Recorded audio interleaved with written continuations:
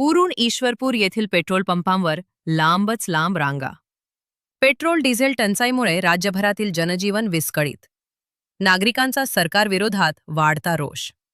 राज्यात गेल्या 2 दिवसांपासून पेट्रोल व डिझेलच्या तीव्र टंचाईची परिस्थिती निर्माण झाली असून अनेक ठिकाणचे पेट्रोल पंप अक्षरशः बंद पडले आहेत. ज्या पंपांवर इंधन उपलब्ध आहे तिथे वाहन चालकांच्या लांबच लांब रांगा लागलेल्या दिसत आहेत.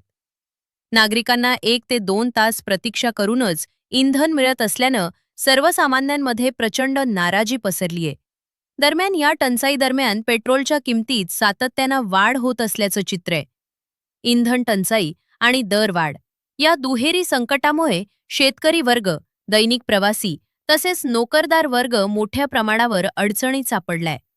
गेल्या महिन्यातही अशीच परिस्थिती निर्माण झाली होती. त्यावेळी सरकारनं परिस्थिती नियंत्रणात आल्याचं सांगितले होते. मात्र अगदी महिन्याभरातच पुन्हा तेच संकट समोर आल्यानं नागरिकांचा सरकारवरील विश्वास डळमळीत होताना दिसत आहे. सध्या परिस्थिती कधी सुरळीत होईल याबाबत स्पष्टता नसल्यानं सर्वसामान्यांमध्ये प्रचंड संभ्रम व नाराजी आहे.